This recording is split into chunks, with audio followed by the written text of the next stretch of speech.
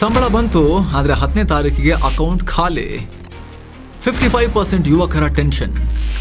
Savings ಮಾಡೋದು ಹೇಗೆ?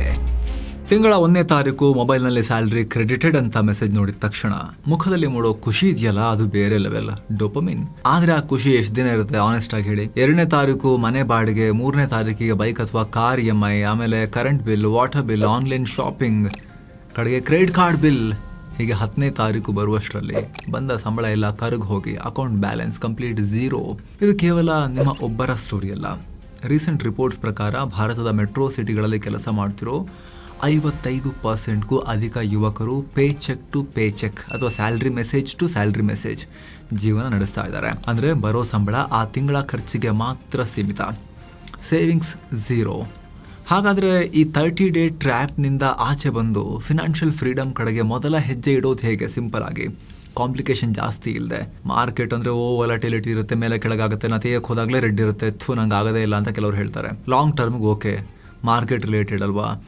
ಆದರೆ ಮಾರ್ಕೆಟ್ ರಿಸ್ಕೇ ಇಲ್ಲದೆ ಒಂದು ಉತ್ತಮ ಇಂಟ್ರೆಸ್ಟ್ ರೇಟ್ನೊಂದಿಗೆ, ಬ್ಯಾಂಕ್ ಕೊಡೋ ಬಡ್ಡಿಯೊಂದಿಗೆ ಬೆಳೆಸೋದು ಹೇಗೆ? ಕನಸುಗಳಿಗೆ EMI, RD ಮೂಲಕ ಡಿಸಿಪ್ಲಿನ್ಡ್ ಸೇವಿಂಗ್ಸ್. ದೊಡ್ಡದಾಗಿ ದುಡ್ಡು ಮಾಡಬೇಕು ಅನ್ನೋ ಆಸೆ, ಫ್ಯೂಚರಿಗೆ ತುಂಬ ದುಡಬೇಕು ಅನ್ನೋ ಆಸೆ ಪ್ರತಿಯೊಬ್ಬರಿಗೂ ಇರುತ್ತೆ. ಆದರೆ ಸೇವ್ ಮಾಡೋಕ್ಕೆ ಒಂದೇ ಸಲ ಅಷ್ಟೆಲ್ಲ ದೊಡ್ಡ ಅಮೌಂಟನ್ನು ಇಟ್ಬಿಡೋಣ, ಖುಷಿ ಪಡೋಣ ಅಂತ ಮಾಡೋಕ್ಕೆ ತುಂಬ ಜನರ ಹತ್ರ ಒಟ್ಟಿಗೆ ಆ ಅಮೌಂಟ್ ಇರೋದಿಲ್ಲ. ಲಕ್ಷಗಟ್ಟಲೆ ಹಣ ಇದ್ದವರು ಫಿಕ್ಸ್ಡ್ ಡೆಪಾಸಿಟನ್ನು ಒಂದು ಶಾರ್ಟಲ್ಲಿ ಇಡ್ಬೋದು.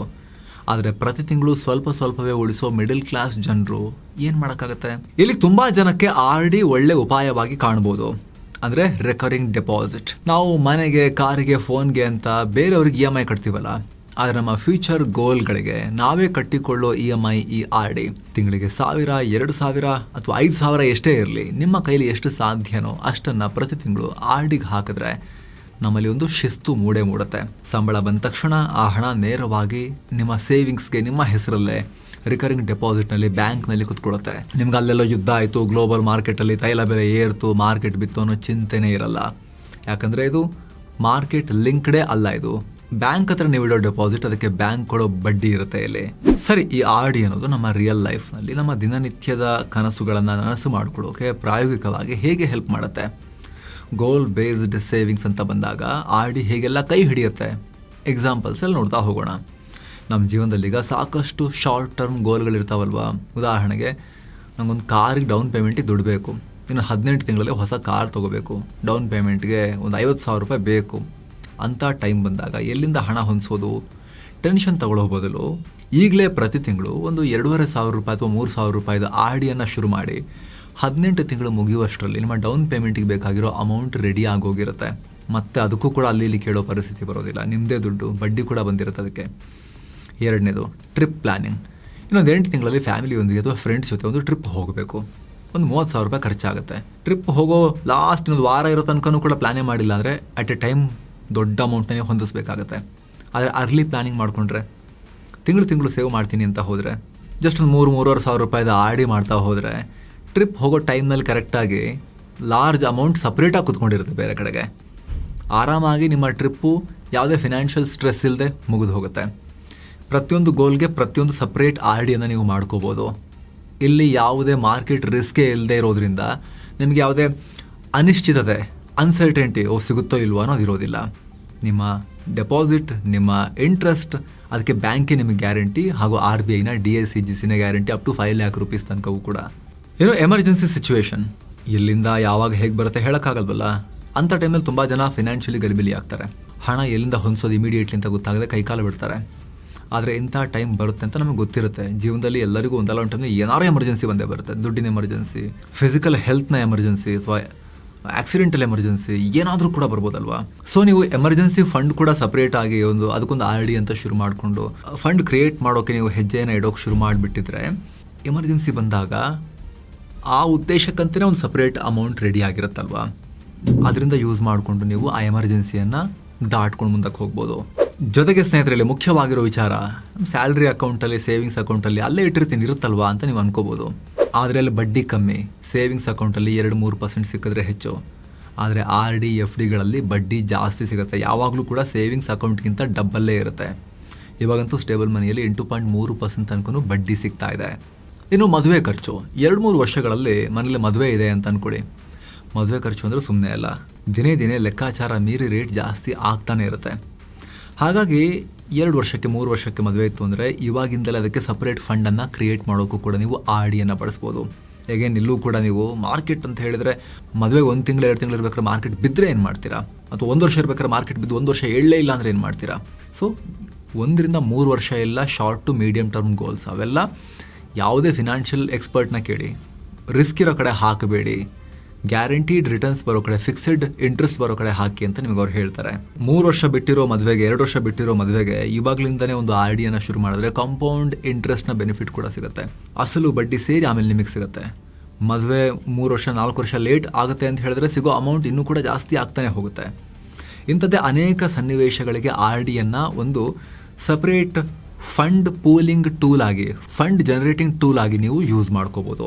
ಆದರೆ ತುಂಬ ಜನ ಹೇಳ್ಬೋದು ಆರ್ ಡಿ ಎಫ್ ಡಿಗೆಲ್ಲ ಬ್ಯಾಂಕ್ಗಳು ತುಂಬ ಕಮ್ಮಿ ಬಡ್ಡಿ ಕೊಡ್ತಾವಲ್ವೇನ್ರಿ ಅಂತ ಹೇಳಿ. ನಿಜ ಸ್ನೇಹಿತರೆ, ಸುಮ್ಮನೆ ರಫಾಗಿ ನೀವು ಸರ್ಚ್ ಮಾಡಿ ನೋಡಿದಾಗ ನಿಮಗೆ ಬಿಗ್ ನೇಮ್ಸ್ ಎಲ್ಲ ಬಂದಾಗ ಅಲ್ಲಿ 5 ರಿಂದ 6% ಬಡ್ಡಿ ಇವಾಗ ಕಾಣ್ಬೋದು. ನಿಮಗೆ ಹಣದುಬ್ಬರನೇ 3-4% ಇರುವಾಗ ತುಂಬ ಕಮ್ಮಿ ಆಯ್ತಲ್ಲ ಬಡ್ಡಿ ಅಂತ ಅನಿಸ್ಬೋದು. ಆದರೆ ಸ್ನೇಹಿತರೆ, ಭಾರತದಲ್ಲಿ 8.3% ವರೆಗೂ ಬಡ್ಡಿ ಕೊಡೋ ಬ್ಯಾಂಕ್ಗಳು ಇದ್ದಾವೆ. ಆದರೆ ಅವೆಲ್ಲವನ್ನು ನಿಮಗೆ ತರೋಕೆ, ನಿಮ್ಮ ಹತ್ರ ತರೋಕೆ ಒಂದು ಪ್ಲ್ಯಾಟ್ಫಾರ್ಮ್ ಬೇಕು. ನಿಮ್ಮ ಮನೆ ಹತ್ರ ಇರೋ ಬ್ಯಾಂಕ್ ಜಾಸ್ತಿ ಕೊಡದೇ ಇರ್ಬೋದು, ಆದರೆ ಸ್ಟೇಬಲ್ ಮನಿ ಆ್ಯಪ್ ಇಲ್ಲಿ ನಿಮಗೆ ಯೂಸ್ ಆಗ್ಬೋದು. ಇದೊಂದು ಅಗ್ರಿಗೇಟಿಂಗ್ ಪ್ಲ್ಯಾಟ್ಫಾರ್ಮ್. ಇದು ಎಲ್ಲ ಬ್ಯಾಂಕ್ಗಳನ್ನು, ಸ್ಮಾಲ್ ಫಿನಾನ್ಸ್ ಬ್ಯಾಂಕ್ಗಳನ್ನು, ಫಿನಾನ್ಸ್ ಕಂಪ್ನಿಗಳನ್ನು ನಿಮ್ಮ ಹತ್ರಕ್ಕೆ ತರೋ ಪ್ಲ್ಯಾಟ್ಫಾರ್ಮ್ ಇದು. ಇಲ್ಲಿ ನೀವು ಆನ್ಲೈನಲ್ಲೇ ಕೆಲವೇ ಕ್ಲಿಕ್ಸಲ್ಲಿ ಕುಳಿತ ಜಾಗದಿಂದಲೇ ಭಾರತದ ಟಾಪ್ ಬ್ಯಾಂಕ್ಗಳಲ್ಲಿ ನೀವು ಇಂಟ್ರೆಸ್ಟ್ ರೇಟ್ ಚೆಕ್ ಮಾಡಿ ನಿಮಗೆ ಹೈಯೆಸ್ಟ್ ಇಂಟ್ರೆಸ್ಟ್ ರೇಟ್ ಎಲ್ಲಿ ಕಾಣಿಸ್ತಿದೆ ಅಲ್ಲಿ ನೀವು ಆರ್ ಡಿಯನ್ನು ಬುಕ್ ಮಾಡ್ಬೋದು. ಆಗಲೇ ಹೇಳಿದಾಗ 8 ರಿಂದ 8.3% ವರೆಗೂ ಈಗ ಬಡ್ಡಿ ಇದೆ. ಜೊತೆಗೆ ಆಗಲೇ ಹೇಳಿದಾಗ ಸ್ಟೇಬಲ್ ಮನಿ ಒಂದು ಪ್ಲ್ಯಾಟ್ಫಾರ್ಮ್ ಅಷ್ಟೇ. ನೀವು ಆರ್ ಡಿ ಎಫ್ ಡಿ ಎಲ್ಲ ಮಾಡೋದು ಸೀದಾ ಬ್ಯಾಂಕ್ಗಳ ಬಳಿ, RBIನಿಂದ ರೆಗ್ಯುಲೇಟ್ ಆಗೋ ಬ್ಯಾಂಕ್ಗಳ ಬಳಿ. ಭಾರತದ ಎಲ್ಲ ಬ್ಯಾಂಕ್ ಮತ್ತು ಸ್ಮಾಲ್ ಫಿನಾನ್ಸ್ ಬ್ಯಾಂಕ್ಗಳಿಗೆ RBI ಒಡೆತನದ DICGCಯಿಂದ ಅಪ್ ಟು 5 ಲಕ್ಷ ರೂಪಾಯಿ ತನಕ ನಿಮ್ಮ ಅಸಲು ಬಡ್ಡಿ ಸೇರಿ ಗೌರ್ಮೆಂಟ್ ಇನ್ಶೂರೆನ್ಸ್ ಸಪೋರ್ಟ್ ಇರುತ್ತೆ. ಹಣ ಬ್ಯಾಂಕ್ ಮುಳುಗೋದ್ರೂ ಕೂಡ ನಿಮಗೆ ನಿಮ್ಮ ಹಣ ಹೋಗೋ ಭಯ ಇರೋದಿಲ್ಲ. ಬ್ಯಾಂಕ್ ಮತ್ತು ಸ್ಮಾಲ್ ಫಿನಾನ್ಸ್ ಬ್ಯಾಂಕ್ಗಳಲ್ಲಿ ನೀವಿಡೋ ದುಡ್ಡಿಗೆ ನಿಮ್ಮ ಗಮನಕ್ಕಿರಲಿ, ಇದು ಭಾರತದ ಎಲ್ಲ ಬ್ಯಾಂಕ್ ಮತ್ತು ಸ್ಮಾಲ್ ಫಿನಾನ್ಸ್ ಬ್ಯಾಂಕ್ಗಳಿಗೂ ಅನ್ವಯ ಆಗುತ್ತೆ. ಸೊ ಸ್ನೇಹಿತರೆ, ವಿಡಿಯೋ ಕೆಳಗಡೆ ಡಿಸ್ಕ್ರಿಪ್ಷನ್ ಮತ್ತು ಪಿನ್ ಮಾಡಿರೋ ಕಮೆಂಟಲ್ಲಿ ಲಿಂಕ್ ಇದೆ. ಆಸಕ್ತರು ಮಿಸ್ ಇಲ್ಲದೆ ಚೆಕ್ ಮಾಡಿ ನಿಮ್ಮ ಗೋಲ್ಗೆ ತಕ್ಕ ಹಾಗೆ ನೀವು ಮಲ್ಟಿಪಲ್ ಆರ್ ಡಿಗಳನ್ನು ಮಾಡಿಕೊಂಡು ಉಳಿತಾಯದ ಜರ್ನಿಯನ್ನು ಶುರು ಮಾಡ್ಬೋದು. ಆಸಕ್ತರು ಚೆಕ್ ಮಾಡಿ, ಬನ್ನಿ ಕಂಟಿನ್ಯೂ ಮಾಡೋಣ. ಓಕೆ ಸ್ನೇಹಿತರೆ, ಬನ್ನಿ ಒಂದು ಸಣ್ಣ ಲೆಕ್ಕಾಚಾರ ಮಾಡೋಣ. ಈಗ ನಿಮಗೆ ಡಿಫ್ರೆನ್ಸ್ ಗೊತ್ತಾಗುತ್ತೆ. ಬಡ್ಡಿ ಕಮ್ಮಿ ಇದ್ದರೆ ಎಷ್ಟು ಲಾಸ್ ಅಂತ ಹೇಳಿ.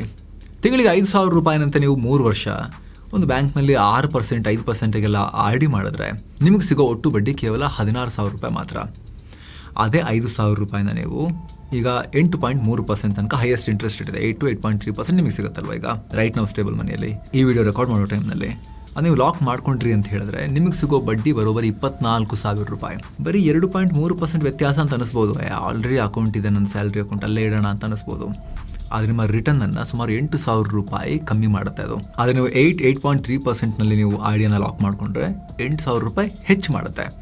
ಇದು ಕಾಂಪೌಂಡಿಂಗ್ನ ಪವರ್. ಹಾಗೆ ನೀವು ಸ್ಟೇಬಲ್ ಮನಿ ಥ್ರೂ ಯಾವುದೇ ಬ್ಯಾಂಕ್ನಲ್ಲಿ ನೀವು ಆರ್ ಡಿಯನ್ನು ಬುಕ್ ಮಾಡಿಕೊಂಡ್ರೆ ಇಲ್ಲೊಂದು ಫೀಚರ್ ಇದೆ, ರೇಟ್ ಲಾಕ್ ಅಂತ.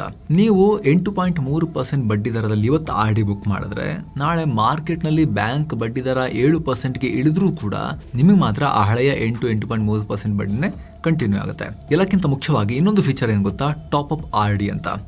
ಈಗ ನಿಮ್ಮ ಆರ್ ಡಿ ನಡೀತಾ ಇದೆ ಅಂತ ತಿಳ್ಕೊಳ್ಳಿ, ಮಧ್ಯದಲ್ಲಿ ನಿಮಗೊಂದು ಆಫೀಸಿಂದ ಬೋನಸ್ ಬಂತು. ಆ ದುಡ್ಡನ್ನು ನೀವು ಹೊಸದಾಗಿ ಕಮ್ಮಿ ಬಡ್ಡಿಗೆ ಫಿಕ್ಸೆಡ್ ಡೆಪಾಸಿಟ್ ಇಡೋ ಬದಲು ನೇರವಾಗಿ ನಿಮಗೆ ಹಳೆ ಆರ್ ಡಿ ಮಾಡಿರ್ತಾರಲ್ಲ ಅದರ ಇಂಟ್ರೆಸ್ಟ್ ರೇಟ್ ಇವಾಗಿನಗಿಂತ ಜಾಸ್ತಿ ಇತ್ತು ಅಂತ ಅನಿಸಿದ್ರೆ ಆ ಹಳೆ ಇಂಟ್ರೆಸ್ಟ್ ರೇಟ್ನ, ಹೈ ಇಂಟ್ರೆಸ್ಟ್ ರೇಟ್ನ ಆರ್ ಡಿಗೆ ನೀವು ಅದನ್ನು ಟಾಪ್ ಅಪ್ ಮಾಡ್ಬೋದು. ನೆಕ್ಸ್ಟ್, ಇನ್ ಕೇಸ್ ಎಮರ್ಜೆನ್ಸಿ ಬಂದು ಅವಧಿಗೂ ಮುನ್ನ ಆರ್ ಡಿ ಕ್ಯಾನ್ಸಲ್ ಮಾಡಿದ್ರೆ 1% ಪೆನಾಲ್ಟಿಯಲ್ಲಿ ಕ್ಲೋಸ್ ಮಾಡ್ಬೋದು. ಕ್ಲೋಸ್ ಮಾಡಿದಾಗ ನಿಮ್ಮ ಅಮೌಂಟು ಬಡ್ಡಿ ಎಲ್ಲ ಸೇರಿ ನಿಮ್ಮ ಅಕೌಂಟಿಗೆ ಬರುತ್ತೆ. ಆ ಪೆನಾಲ್ಟಿ ಕೂಡ ಬಡ್ಡಿ ದುಡ್ಡಲ್ಲಿ ಕಟ್ಕೊಂಡು ಬ್ಯಾಲೆನ್ಸ್ ಆಗಿರುತ್ತೆ.